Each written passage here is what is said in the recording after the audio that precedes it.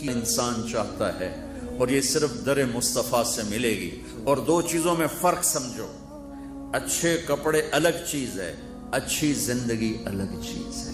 خوبصورت گھر ایک اور چیز ہے، خوبصورت زندگی ایک اور چیز ہے۔ خوبصورت گاڑی ایک اور چیز ہے، خوبصورت زندگی ایک اور چیز ہے۔ انسان یہ تو جانتا ہے کہ گھر کیسے خوبصورت ہو، کپڑا کیسے خوبصورت ہو، گھڑی کیسے خوبصورت ہو۔ 20-20 کروڑ کی گھڑیاں بازار میں ملتی ہیں۔ میں گاڑی میں تھا انگلینڈ، تو ایک وہ جو دوست گاڑی چلا رہے تھے، ان کی گھڑی بڑی عجیب و غریب تھی، ہیرے لگے ہوئے تھے۔ میں نے کہا یہ کتنے کی ہے؟ کہا یہ 1.5 کروڑ کی۔ میں کہا تیرا بند بھلا ہوئے، ایڈی مہنگی کیوں پئی؟ کہ یہ 20 کروڑ دیاں لبدیاں نہیں پیاں، لائن لگی ہوئی، ویٹنگ لسٹ۔ تو انسان یہ علم جانتا ہے کہ گھڑی کیسے اچھی بنائے، گھر کیسے اچھا بنائے، کپڑے کیسے اچھے ہوں، اور شادی کا ایک ایک جوڑا 20-20 30-30 50-50 لاکھ کا ایک جوڑا تیار ہو رہا ہے۔ لیکن اللہ کی قسم میرے بچیوں، انسان یہ نہیں جانتا کہ زندگی کیسے خوبصورت ہو۔ کیونکہ کپڑے کا نام تو زندگی نہیں ہے، ڈاکٹر کا نام تو زندگی نہیں ہے۔ تمہاری انتہا کیا ہے؟ اللہ کرے کامیاب بھی ہو جاؤں اور کلینک چل جائے، یا خالد مسعود صاحب کی طرح میں بھی وائس چانسلر بن جاؤں، تم اسے خوبصورت زندگی سمجھتے ہو۔ تاجر کا بیٹا کہتا ہے میری بھی تجارت چمک جائے، زمیندار کا کہتا ہے میری زراعت چمک جائے، سیاستدان کا بیٹا کہتا ہے میں بھی اپنے ابا کی طرح وزیر بن جاؤں۔ لیکن ایک بات کو اس آیت سے سمجھو، میرا اللہ کہہ رہا ہے لَقَدْ كَانَ لَكُمْ فِي رَسُولِ اللَّهِ أُسْوَةٌ حَسَنَةٌ۔ اگر زندگی کو خوبصورت بنانا ہے، زندگی کو خوبصورت بنانا ہے، زندگی کا حسن دیکھنا چاہتے ہو تو سیرت مصطفیٰ میں ڈوبنا پڑے گا۔ صرف نماز پڑھنے سے اور داڑھی رکھنے سے یہ چیز نہیں ملے گی، اور میری طرح پگڑی باندھ لینے سے یہ چیز نہیں ملے گی، یہ ڈوب کے ملے گی، ڈوب کے۔ ابس ہے جستجو بحر محبت کے کنارہ کی، بس اس میں ڈوب ہی جانا ہے اے دل پار ہو جانا۔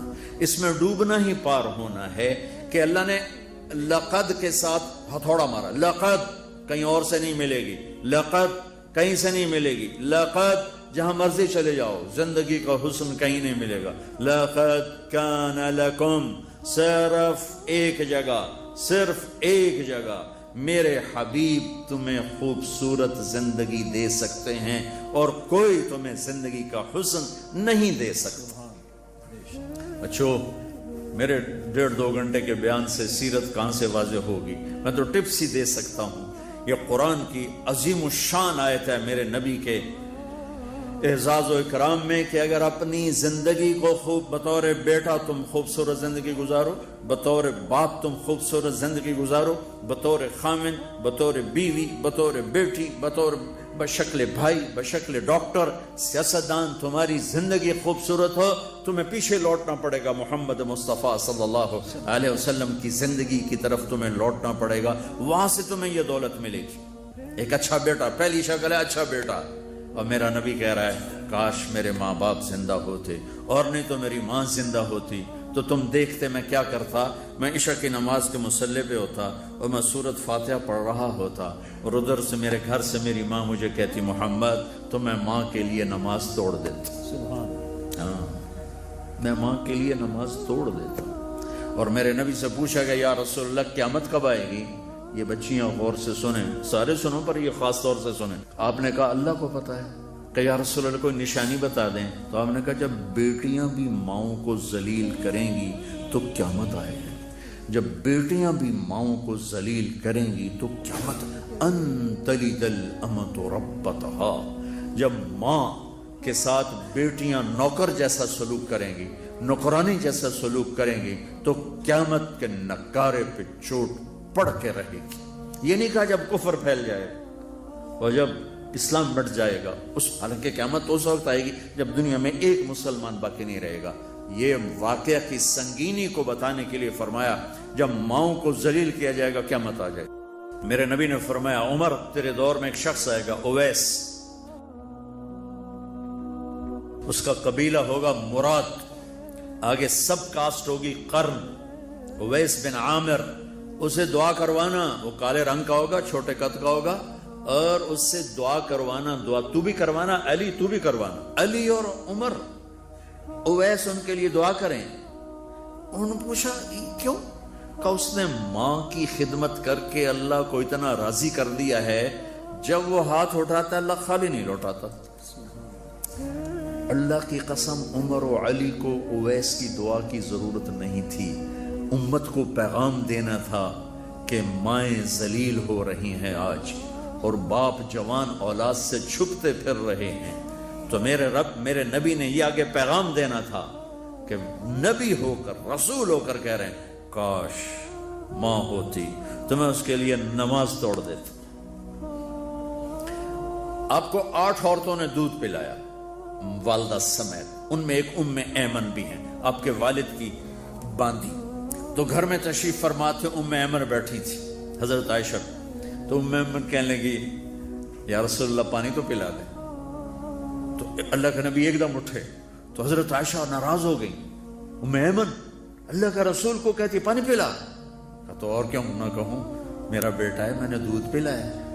تو حضرت میرے نبی نے کہا ہاں ہاں عائشہ یہ میری ماں ہے، اس کا میں نے دودھ پیا ہے. آپ اٹھے، گھڑے میں سے پانی بھر کے یوں دونوں ہاتھوں سے حضرت ایمن کو پیش کیا جو حبشی باندی تھی. چونکہ دودھ پیا ہے تو ماں کا لفظ صادق آ گیا. تو بجائے اس کے کہ برا مناتے، آپ خادم بن کے اپنی ماں کو، دودھ پلانے والی ماں کو آپ نے، حضرت حلیمہ سعدیہ تشریف لائیں، آپ نے اپنی چادر بچھا کر اس کے اوپر بٹھایا. حضرت عمر کا دور خلافت آیا، وہ ہر سال حج کرتے تھے. اور بھائی کوئی اویس ہے، وہ ملتا ہی کوئی نہیں تھا. 3-4 سال گزر گئے تو کہنے لگے سارے حاجی اکٹھے ہو جاؤ. بھائی سارے حاجی اکٹھے ہو گئے. آپ نے کہا سب کھڑے ہو جاؤ، سارے کھڑے ہو گئے. پھر آپ نے کہا یمن والے کھڑے رہو باقی بیٹھ جاؤ. تو چند ہزار کھڑے رہے، باقی بیٹھ گئے. پھر آپ نے کہا مراد والے کھڑے رہو باقی بیٹھ جاؤ. تو 15-20 آدمی اس میں سے نکلے. پھر آپ نے کہا مراد کی جو آگے سب کاسٹ ہے، قرن والے کھڑے رہو باقی بیٹھ جاؤ. تو صرف ایک آدمی بچا. تو آپ نے اس سے پوچھا تم قرنی ہو؟ کہ جی. اویس کو جانتے ہو؟ کہ جی میرے بھائی کا بیٹا ہے. وہ تو تھوڑا سا ایسی ہے دیوانہ سا، آپ کیوں پوچھ رہے ہیں؟ تو حضرت عمر رونے لگے. کہا وہ نہیں، تو دیوانہ ہے. کدھر ہے؟ کہا جی عرفات گیا ہے اونٹ چرانے. تو حضرت عمر نے علی کو ساتھ لیا اور دوڑ لگا دی عرفات کی. وہاں گئے تو حضرت اویس ایک جھاڑی کے نیچے نماز پڑھ رہے تھے. یہ دونوں حضرات آ کے بیٹھ گئے. انہوں نے محسوس کیا 2 بندے آ گئے، نماز مختصر کر دی. حضرت عمر نے پوچھا کون ہو میرے بھائی؟ کہا جی مزدور ہوں. تمہارا نام کیا ہے؟ کہا جی اللہ کا بندہ. کہا ارے بھائی وہ تو سبھی اللہ کے بندے ہیں، تیری ماں نے تیرا نام کیا رکھا ہے؟ کہا تم کم پوچھ رہے ہو؟ انہیں تو پتہ ہی نہیں تھا کہ عمر ولی. کیوں بھائی تسی کون ہو انٹرویو کرنے والے؟ تو مولا علی نے کہا یہ ہیں عمر بن خطاب امیر المومنین اور میں ہوں علی بن ابی طالب. پھر وہ ہل گئے، کہنے لگی میں معافی چاہتا ہوں، میں پہلی دفعہ آیا ہوں، مجھے تو پتہ ہی کوئی نہیں ہے. تو حضرت عمر نے فرمایا تم اویس بن عامر ہو؟ اچھا ہاتھ اٹھاؤ ہمارے لیے دعا کرو. وہ کہنے لگے آپ کیا کہہ رہے ہیں، یہ آپ کیا کہہ رہے ہیں؟ میں آپ کے لیے دعا کروں گا؟ میری کیا اوقات ہے؟ کہا ہاں ہمیں ہمارے نبی نے فرمایا تھا عمر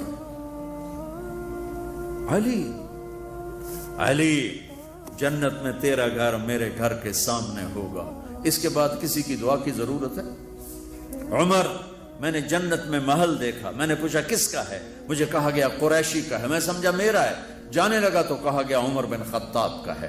ان کو اویس کی دعا کی ضرورت ہے؟ میدان عرفات میں 1.25 لاکھ صحابہ کے ساتھ آپ اونٹ پہ تشریف فرما ہے، اونٹنی پر. تو آپ نے فرمایا اس وقت میرا اللہ میرے صحابہ پہ فخر کر رہا ہے اور عمر پہ خاص طور پہ فخر فرما رہا ہے. ہمیں پیغام دینا تھا، آنے والے زمانوں میں یہ ہونا تھا. سبحان اللہ. امام ابو حنیفہ کا نام تو سب کو معلوم ہے نا. ایک اور عالم بتاتا ہوں، عبد الرحمن بن ابی لیلہ. ان میں علمی کھٹ بڑھ تھی بہت زیادہ، آپس میں بنتی نہیں تھی. تو ابو حنیفہ جیسی ہستی جن کے کروڑوں فالوور آج ہیں، ان کی ماں کہتی نعمان یہ مسئلہ ہے جا کے عبد الرحمن سے پوچھ کے آ. زندگی میں ایک دفعہ نہیں کہا ماں جی میں اسکول بڑا عالم ہے میرے کو پوچھ لو. کہا اچھا ماں جی اپنی چادر اٹھاتے اور پہنچ جاتے دروازے پہ دستک دے کے بھائی مجھے میری اماں نے بھیجا ہے، آپ اس پہ فتویٰ. حالانکہ ان کی اپنی رائے اس کے خلاف ہوتی تھی، لیکن ماں کے احترام میں جا کر ان سے مسئلہ پوچھتے جن سے روزانہ مناظرہ ہوتا تھا، روزانہ کھٹ پٹ ہوتی تھی علمی. ماں نے کہہ دیا، جا کر ان سے پوچھ کے آتے تھے. اپنی اتنی بڑی علمی قدر و منزلت کو ایک طرف رکھ دیتے تھے، نہیں میری ماں نے مجھے کہا. تو آپ سب نوجوان ہو، ماں باپ زندہ ہیں تو ان کی دعا لو، آہ نہ لو، دعا لو. مجھے یاد آیا میرے والد رحمت اللہ علیہ کا ایک دفعہ مجھے خط آیا کہ جب پیسے ختم ہوتے ہیں اسی وقت ہی تمہارا خط آتا ہے کہ پیسے بھیج دو، کبھی آگے پیچھے بھی بتا دیا کرو زندہ ہیں کہ مردہ ہیں. تو تعلق ہی نہیں تھا، صرف پیسے تک تھا، ابھی پیسے ڈال دو پیسے. اب تو خط کی ضرورت نہیں ہے، فون پہ ہو جاتا ہے. اس وقت یہ خط ہوتے تھے. تو میرے والد نے گلے کا خط لکھا. مجھے افسوس ہونا چاہیے تھا، میرے اوپر جوں بھی نہیں رہی. ہم نے والدین کی عظمت کو پڑھا ہی نہیں ہے. وہ تو در مصطفیٰ سے یہ چیز ملتی ہے، محمد مصطفیٰ کے در سے یہ سبق ہمیں مل رہا ہے. ایک بدو آئے، ایک صحابی آئے، یا رسول اللہ میرا باپ میرے مال کو خرچ کر دیتا ہے، مجھ سے پوچھتا نہیں ہے. تو ہم نے کہا بلاؤ اسے.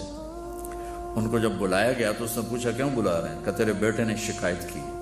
تو ان کو اتنا دکھ ہوا، انہوں نے چند اشعار پڑھے دل ہی دل میں، زبان پہ نہیں، دل ہی دل میں، اور مجلس میں آ گئے. جب پہنچے دربار رسالت تو جبریل آئے ہوئے.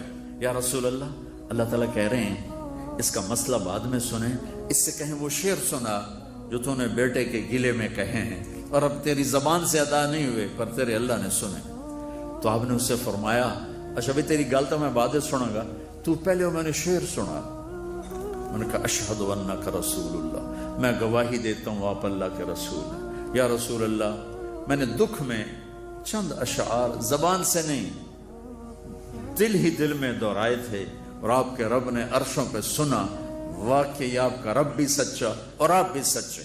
آپ نے کہا کیا کہا تھا؟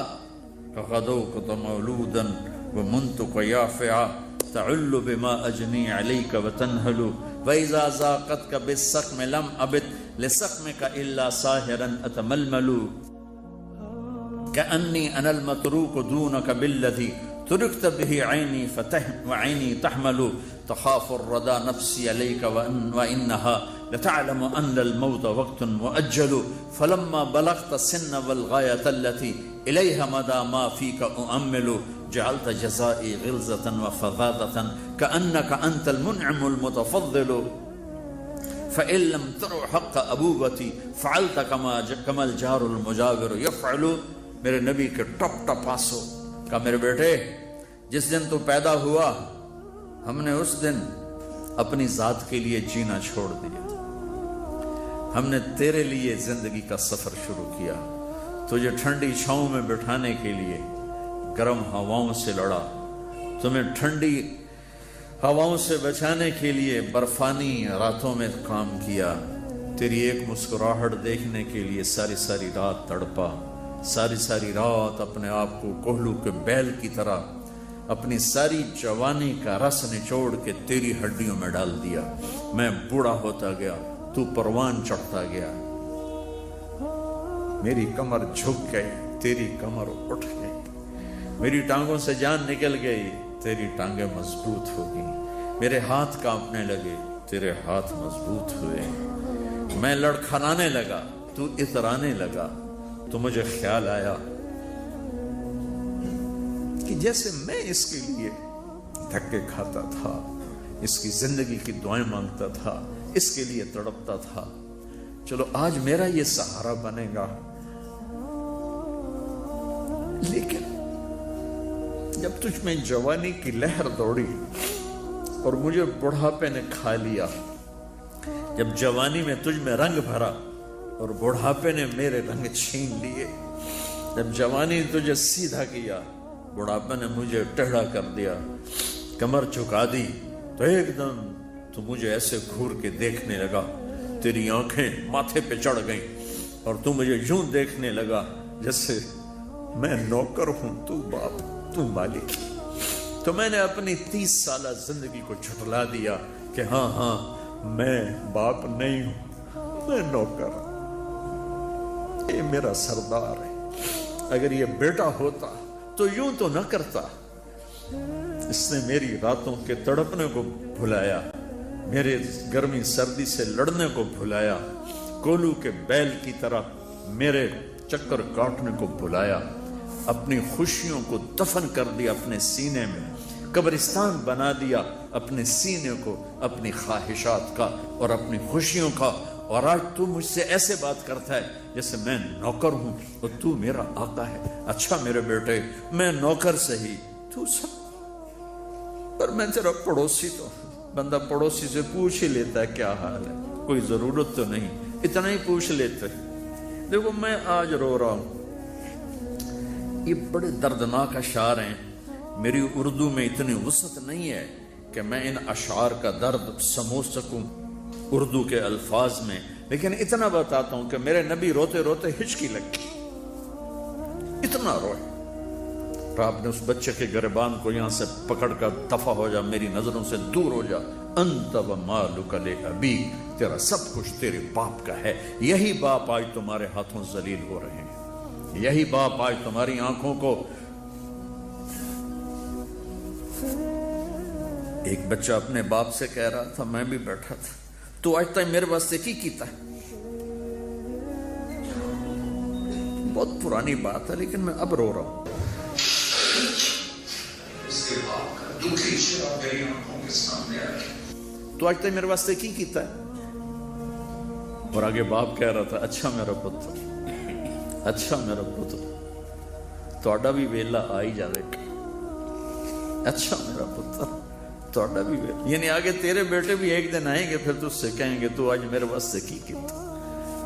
بدبخت تیرے لیے تو تیرا باپ پس کے رہ گیا، اور تو کہتا ہے تو آج تک میرے واسطے بنایا کی، تو آج تک میرے واسطے کیتا کی۔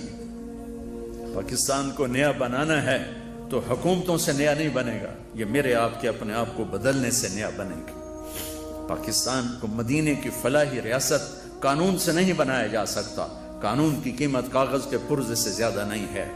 یہ دل کی دنیا آباد کرو گے عشق مصطفیٰ سے، اور اپنے رب کے عشق سے اپنے دل کی دنیا آباد کرو گے تو یہ زرخیز زمین بنے گی، پھر یہاں اسلام کا پودا اور اسلام کے بوٹے یہاں پھول پھل کھلیں گے۔ تم اپنی ماؤں کے پیر دھو کے پیو گے، اپنے باپ کے پیر دھو کے پیو گے، اللہ کی قسم ان کی دعائیں تمہیں وہاں لے جائیں گی جہاں ساتوں زمین آسمان سونا چاندی بن جائیں تو نہیں پہنچ سکو گے، جہاں تمہارے ماں اور تمہارے باپ کی دعا تمہیں لے جائے گی۔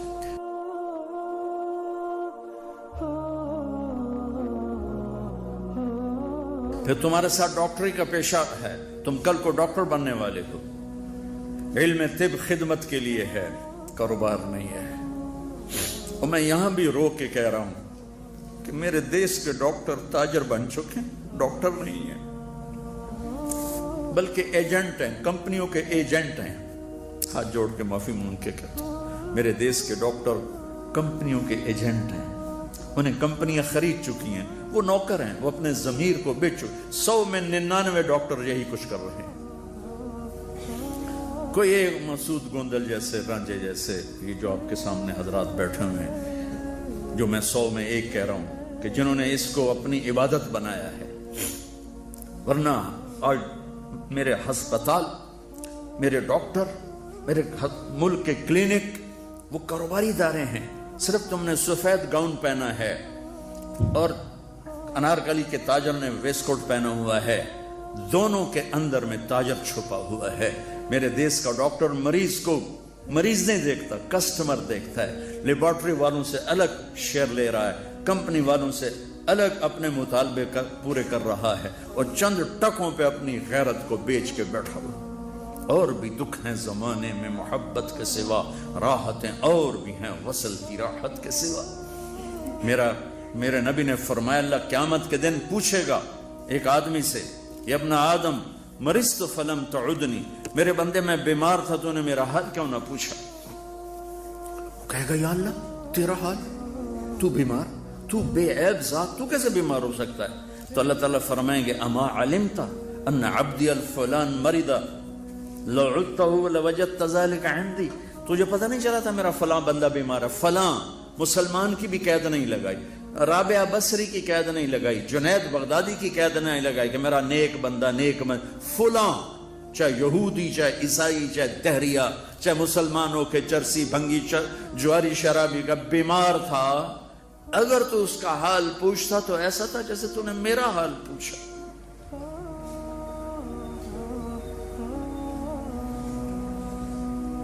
یہ خالد مسعود صاحب کی زبانی میں نے سنا کہ آنکھوں کے سامنے دیکھا عورتیں بیچاری کنگن بیچ کے آ رہی ہیں اور دوا لے کے آ رہی ہیں، اور کئی دوا لیتے لیتے پیچھے مریض مر گیا۔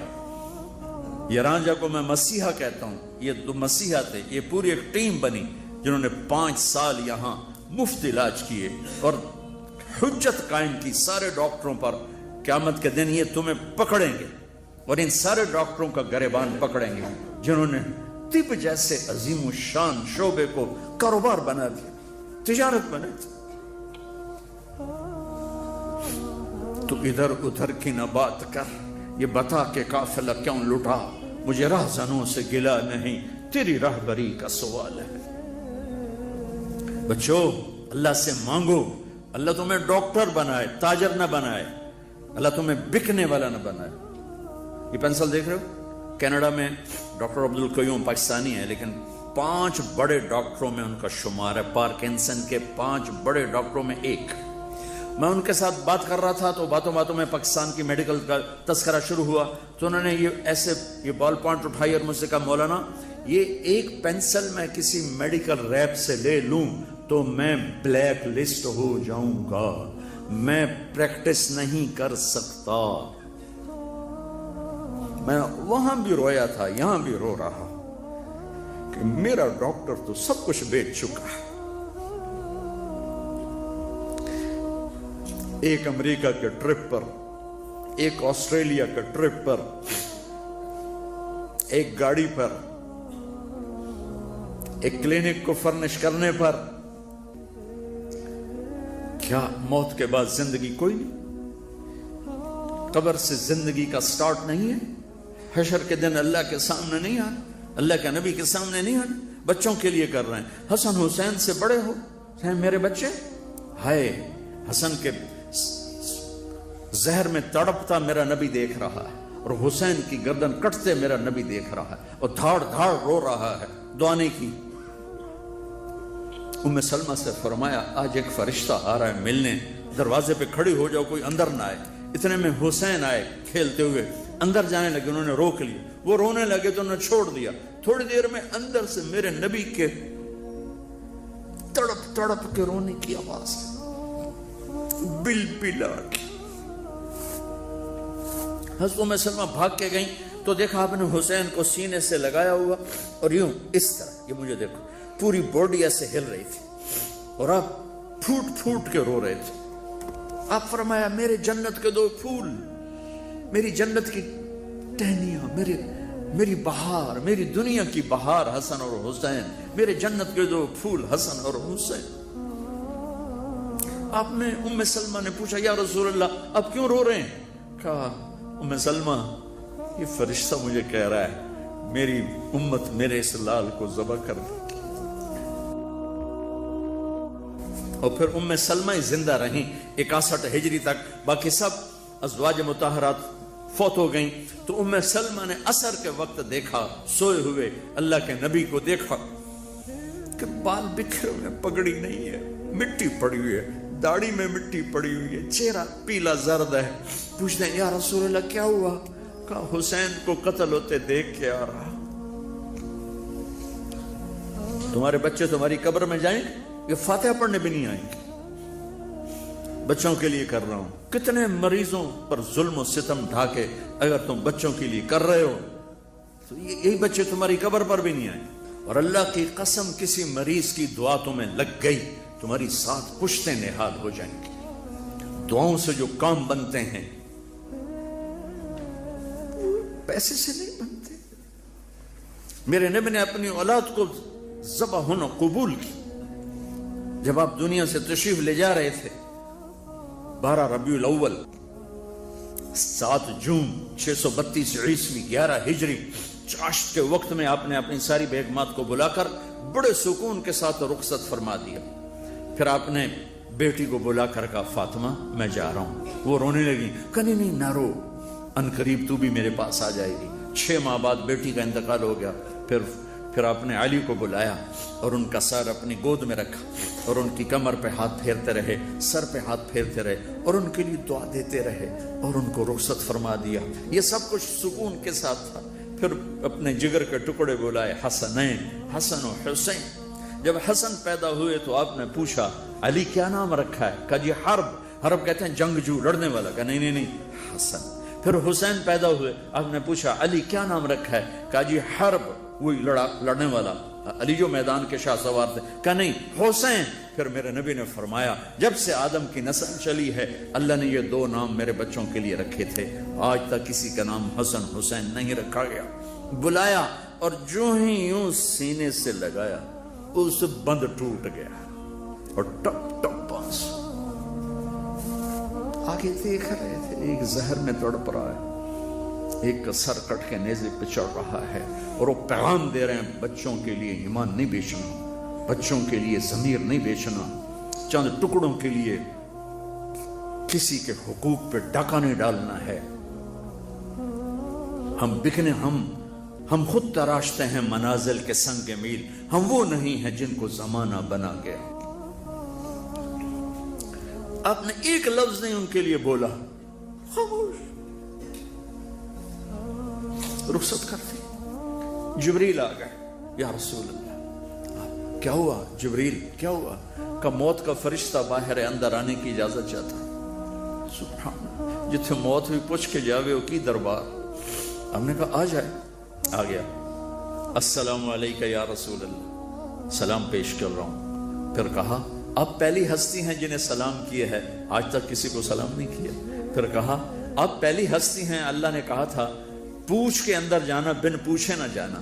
آپ پہلی ہستی ہیں, اللہ نے فرمایا تھا آنا چاہیں تو لے آنا, رہنا چاہیں تو چھوڑ کے آ جانا. آپ نے فرمایا میں اجازت دے دوں گا تو میری جان نکالو گے؟ کہا جی نکالوں گا. تو آپ نے جبریل کو یوں دیکھا آنکھوں سے جیسے ہم پوچھتے ہیں کیا کروں, جاؤں, رہ جاؤں؟ تو جبریل نے کہا اللہ آپ کی ملاقات کے شوق میں.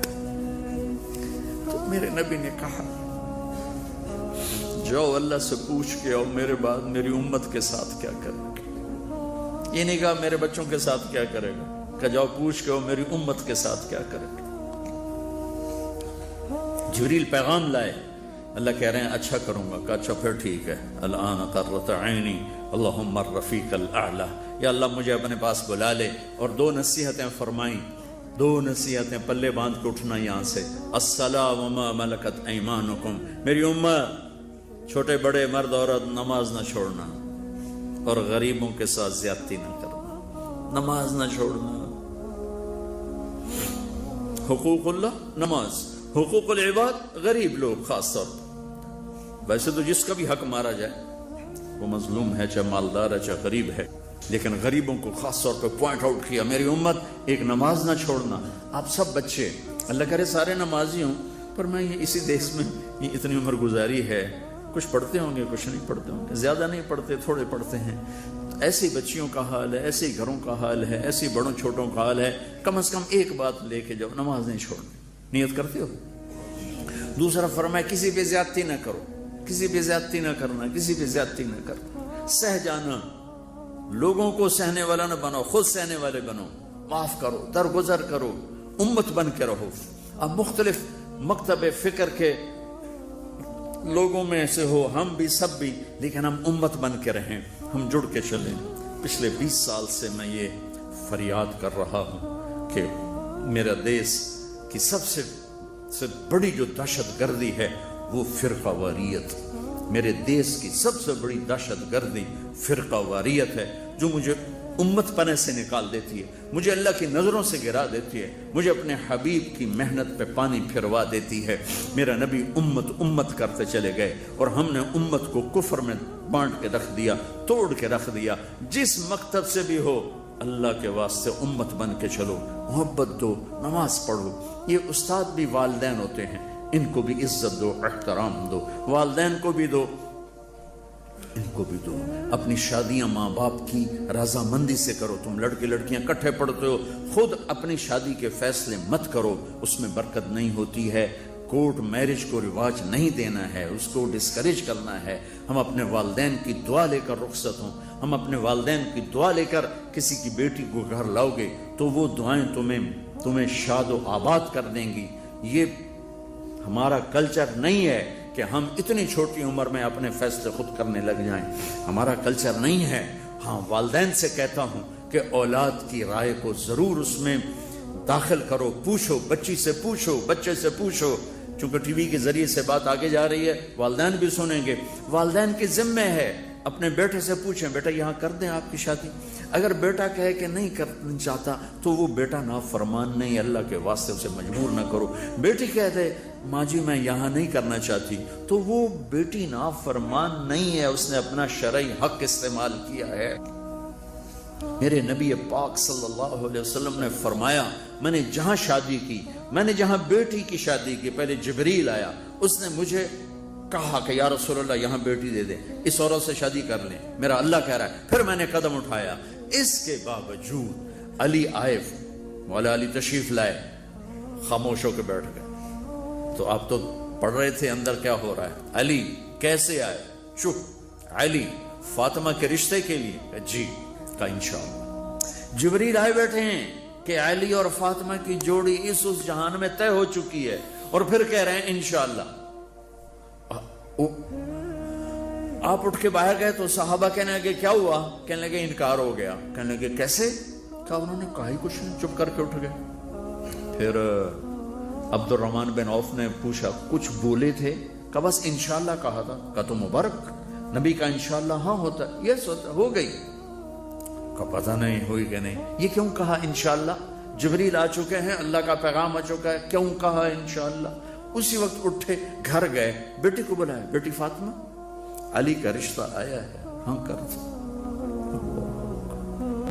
اللہ یا رسول اللہ، آپ ہمیں کیا زندگی سکھا کر گئے اور کیسے اٹھا کے کوڑے کے ڈھیر پر پھینک دیا۔ بیٹی علی کا رشتہ آیا ہے، ہاں کر دو۔ یہ تو آج کی بیٹیاں انکار نہیں کرتی، بیچاری چپ کر کے چلی جاتی ہیں۔ کسی جانور کے ساتھ جوڑ دو یا کسی انسان کے ساتھ جوڑ دو، ساری زندگی روتے روتے گزار دے۔ طلاق ملے تو مصیبت، زندگی گزارے تو مصیبت۔ میرے نبی نے بیوہ سے شادی کی، مطلقہ سے شادی کی، اور میرے نبی نے فرمایا تمہیں بتاؤں سب سے اعلیٰ درجے کا صدقہ کیا ہے؟ کہا جی کیا ہے؟ کہا جس کی بیٹی کو طلاق ہو گئی اور وہ گھر آ گئی، اس پہ خرچ کرنا سب سے اعلیٰ درجے کا صدقہ ہے۔ بیٹی فاطمہ علی کا رشتہ آیا ہے، ہاں کر دو، ہاں کر دو۔ جب تک فاطمہ کی طرف سے اشارہ نہیں ملا میرے نبی نے ہاں نہیں کی، حالانکہ ہاں ہونی تھی۔ جبریل جو آ کے بتا چکا ہے، آپ کو سبق دیا جا رہا ہے، والدین کو سبق دیا جا رہا ہے۔ اس معاملے میں 90% والدین جبر کرتے ہیں، اتھے ہی کرنی، بس اتھے ہی کرنی، اور وہ ذبح کر کے رکھ دیتے ہیں اپنے بچوں کے جذبات کو۔ میں تمہیں باغی نہیں بنانا چاہتا، وہ ذبح کرنا چاہیں تو ذبح ہو جانا، اللہ تمہاری نسلوں کو نحال کر دے گا۔ ان کی دعائیں تمہیں وہاں پہنچائیں گی جہاں تمہیں خواہش نہیں پہنچائے گی۔ آخر میں آ کر میں تمہارے ماں باپ کے ساتھ ہوں، لیکن ماں باپ سے کہ تو اللہ کے واسطے یہ جبر نہ کرو، میرے نبی کی زندگی پڑھو اللہ کے واسطے۔ میں تمہیں 1.5 گھنٹے میں کیا بتاؤں؟ دل کے پھپھولے جل اٹھے سینے کے داغ سے، اس گھر کو آگ لگ گئی گھر کے چراغ سے۔ تم کٹھے پڑھتے ہو، ایک حد تک ہم چل سکتے ہیں، ہم بوائے فرینڈ گرل فرینڈ ہمارا کلچر نہیں ہے۔ ہمارا کلچر شادی ہے، وہ والدین کی رضا کے ساتھ ہے، ان کی دعاؤں کے ساتھ ہے۔ جو بیٹی ماں باپ کی دعا لے کے جائے گی اور جو جا کے کورٹ میں شادی کرے گی، دونوں کا ایک ہو سکتا ہے اللہ کا معاملہ۔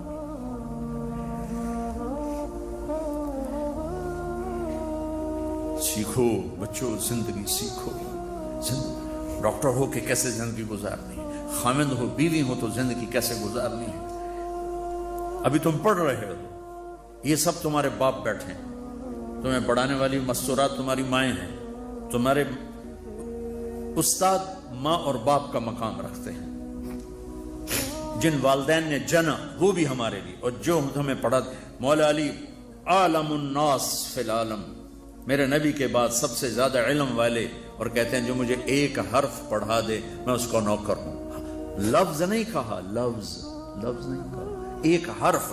اور حرف کے ساتھ شریعت کو نہیں جوڑا، شریعت کا ایک حرف پڑھا دے، کا ایک حرف چاہے دین کی علم کا چاہے دنیا کے علم کا پڑھا دے، میں نوکر ہوں، جہاں مرضی چاہے بیچ. تو اپنے استادوں کو ماں کا مقام، باپ کا مقام دو، ماں کا مقام دو، عزت دو. اس سے اللہ تمہیں وہ علم دے گا جو کسی کو بھی نہیں ملے گا.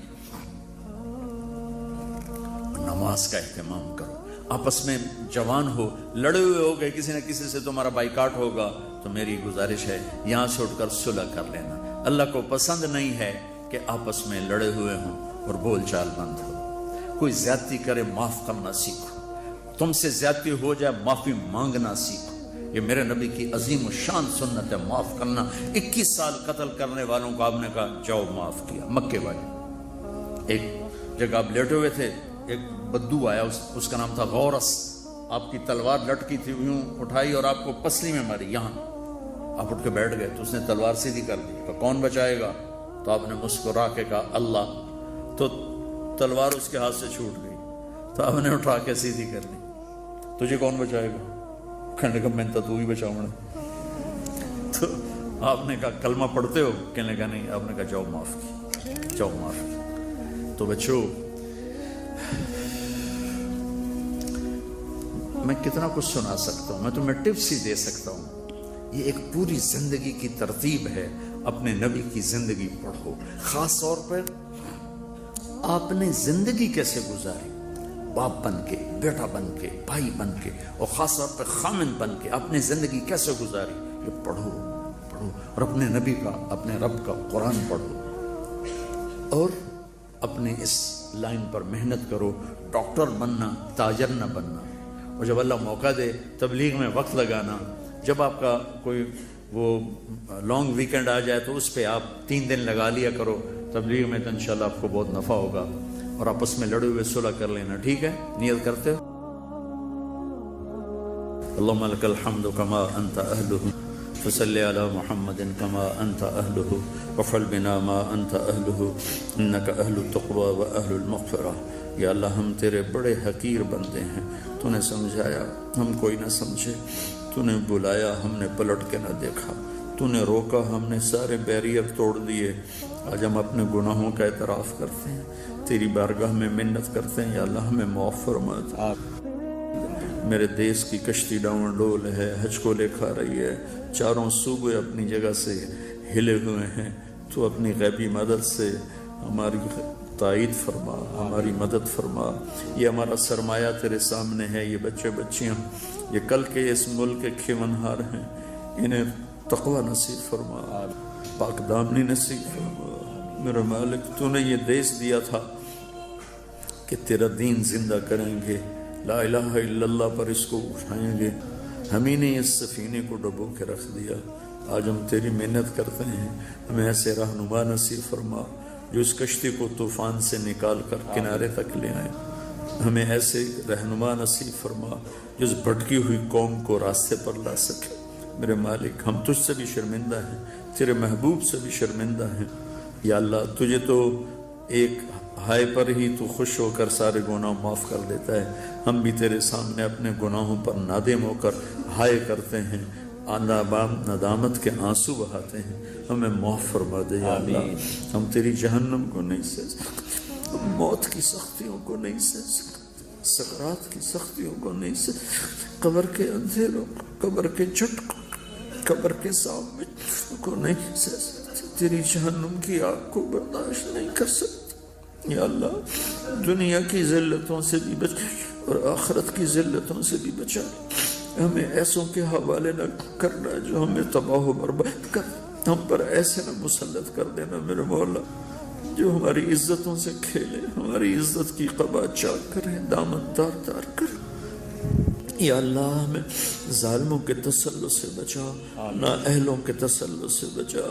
یا اللہ، آسانیاں نصیب فرما، اچھی زندگی نصیب فرما، خوشحال زندگی نصیب فرما۔ تو نے ماں کی گود میں ہمیں اب یہ کلمہ توحید دیا، ہماری ماؤں نے ہمیں اللہ اللہ سکھایا، ہماری ماؤں نے ہمیں لا الہ الا اللہ سکھایا۔ جب قبر کے پیٹ میں جانے کا وقت آئے تو یہ دولت ہمارے ساتھ ہو، ہم سے واپس نہ لے۔ آمین۔ ہم اپنی طاقت سے مسلمان نہیں، ہم آج تک اپنی طاقت سے ایمان پہ باقی نہیں، اور اپنی طاقت کے ساتھ ہم ایمان پر مر نہیں سکتے، تیری توفیق سے ہوگا یا اللہ۔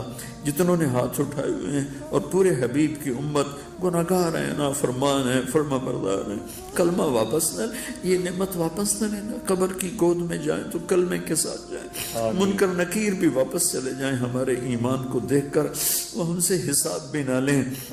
قبر کے اندھیروں سے ہماری حفاظت، میدان معاشر میں تیری جہنم آئے گی چنگھاڑتی ہوئی، تیری جنت آئے گی مہکتی ہوئی، تیرا ترازو آئے گا، پل سرات آئے گا، پھر تو بھی آئے گا، تو اعلان کرے گا وامتاز الیوم ایھا المجرمون، اے مجرموں آج الگ ہو جاؤ۔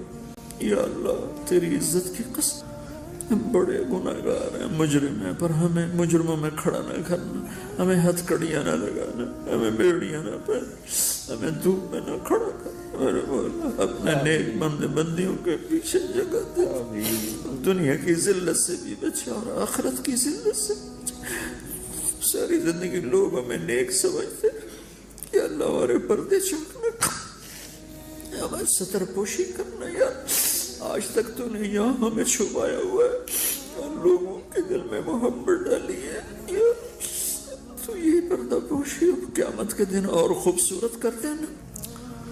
جب تیرے نبی کی بارگاہ میں پیش ہو، ہمارے گناہوں کی ان کو خبر نہ لگنے دے، یا اللہ وہ پہلے ہی بڑے دکھی ہیں، ان کی امتی کی درد بری فریاد ابھی سے ہمارے کانوں میں گونج رہی ہے۔ جب ساری دنیا نفسی نفسی پکارے گی، جب سارے نبی نفسی نفسی پکاریں گے، یہ واحد تیرے حبیب ہوں گے جو امتی امتی پکاریں گے۔ یا اللہ ہم نے ان کی وفا کے بدلے میں بڑی جفا کی ہے، ہمیں معاف کر دے، ہمیں معاف کر دے۔